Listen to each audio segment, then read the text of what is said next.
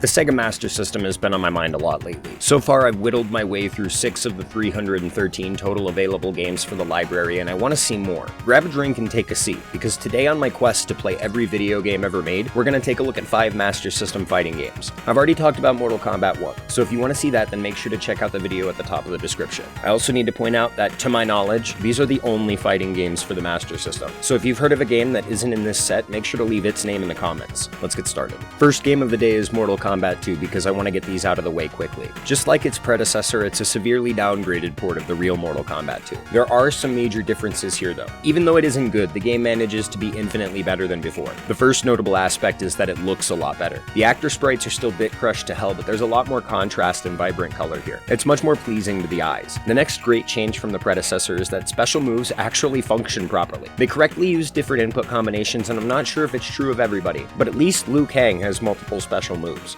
In my last video, I mistakenly thought the entire game was mirror matches, but as it turns out, RetroArch just defaults to having 5 controllers plugged in for some reason. Turns out, having a second controller plugged in but not operational is what causes these mirror matches. There is enemy AI, and it works like you would expect. I actually fought my way through a bit of the ladder before I got sick of the horrendous input lag. In case you couldn't tell, this game runs really slowly. The only move that isn't horribly slow is blocking, until Scorpion throws a spear. Even if it wasn't great though, this one was a pleasant surprise. That surprise doesn't stay pleasant for long though, because the next game on the list is Mortal Kombat 3. This one sucks. All of that good stuff that Mortal Kombat 2 did is totally thrown away here. Somehow it manages to look worse than both of its predecessors. It's not even a fair comparison. These characters look worse than the Game Boy sprites, and every stage background is mostly black. The special moves still work consistently, but it seems like that's all the devs gave a shit about here. Every character has multiple special moves. None of them look or feel good to use, and all of them are proof that practically no development went into anything else. Hit registration is broken to the point of ugly, and it probably wouldn't even make for a good 2-player experience. There's no attack directly associated with down on the D-pad, so all crouch attacks are done with diagonals. Blocking makes a return though, and is still the most stable part of the game. And all of that, this is a hard pass. Third game today is Street Fighter 2, and this is how Mortal Kombat should have been made. It's tight as fuck. It's snappy, the controls feel good, it moves really fast. I couldn't get special moves to work, but that's likely because I just couldn't figure out the inputs. It also looks really good, despite being a demake port. There are objectively better releases of Street Fighter 2 on just about every console imaginable, but if I had been given this game as a kid and it was all I had for a while, I probably would have been pretty satisfied. It's hard to even look at it like Street Fighter 2. It's more like its own weird entry in the Street Fighter series, and the fact that it stands so well on its own is enough reason to recommend it to anybody who's curious. There's also other fun to be had here as well. This game also has the mirror match mechanic, which makes for some hilarious looking gameplay. You can make 2 Ryus, have a dance party.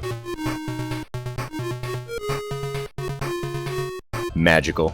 Fourth game up today is Masters of Combat. From what I can tell, this game was made specifically for the Sega Master System, which means theoretically it's the one I should scrutinize the most. It's way too funny for that though. This game is every fighting game stereotype. It's mostly a button masher with some of the most generic fighting game ideas mixed together into a decent looking package. Attacking is done entirely by a single button, and the other button is used for jumping, dodging, and wall jumping. The wall jumping is cool, but this is immediately the most brainless game and has no real sense of balance. There are only 4 fighters available to pick from, and each of them has a stereotypical fighting game role. Wingburger here is the guy with the long reach. High Voltman is the behemoth type with the wicked punch. Gonzalez is the wrestler who for some reason has this alternating high-low spam attack. Hayate is the ninja, just the ninja. He has the longest wall jump, the fastest attacks, and I can tell the devs really either put the most or the least amount of effort into it. This game is a shit show. You spam a button, dodge a little bit, and maybe you win if the timing is right. But it's a shit show with decent graphics and hella typos. In the year 20XX, and UF-O landed near Megalo City. An observation team was sent to research the area where the ship supposedly landed. But when they arrived on the scene, they found no traces whatsoever. A year later, Megalo City's mayor suddenly declared that he was holding a match, to declare the strongest fighter on Earth. Bro, what a fucking world this is where a single mayor gets to make that decision. There's also a really good post-game banter stolen straight from Street Fighter. I've seen old ladies fight tougher than you. I win. Don't be too angry. You're not the first. I don't care if it was a good or a bad game. What matters here is that I had a good time, and I'm glad that I played it. Last game today is Pit Fighter. This game is notorious already. The original arcade release of the game was incredibly successful, and a few home console ports were also. But some of the releases are hot toilet water, like the Game Boy and Commodore 64 ports. With that in mind, I can't imagine this is going to be a great experience. There are only 3 fighters to choose from, which isn't a limitation of the console. The game actually only has 3 playable fighters, no matter which port you're playing. That sucks, honestly. This is the smallest roster we've seen from any of the games in this set. The gameplay here is pretty bad too.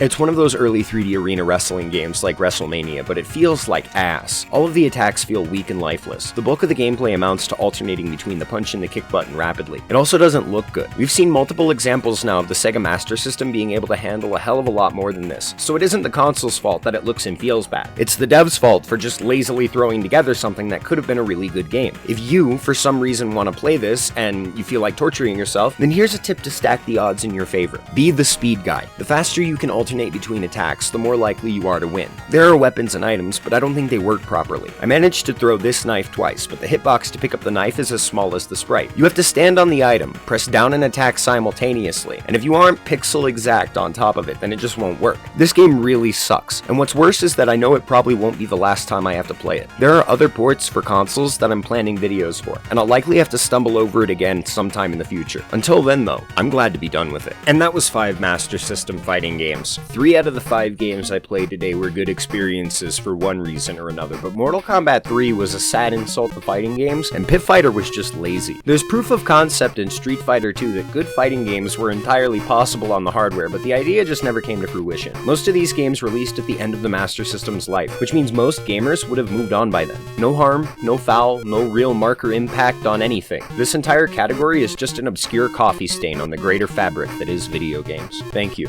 and have a nice day.